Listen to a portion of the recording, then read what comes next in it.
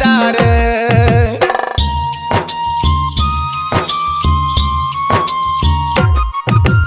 ಎಂಟ ಹೆಣ್ಣ ಮಕ್ಕಳನ್ನ ಹಡಿದ ಸಾಕಾಗಿ ಜನ್ಮಕ್ಕ ಗಂಡ ಮಗುವಿನ ವರವನ್ನು ಕೇಳಾಕ ಬಂದಾನ ದರ್ಗಾಕ ಬಿದ್ದ ತಾಯಿಯ ಪಾದಕ್ಕ.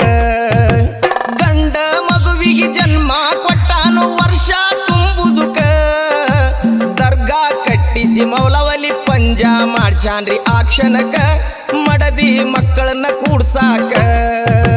ದರೆಯನ್ನು ಬೆಳಗಲು ಅವತರಿಸಿದರು ಬೀಬಿ ಫಾತಿಮರು.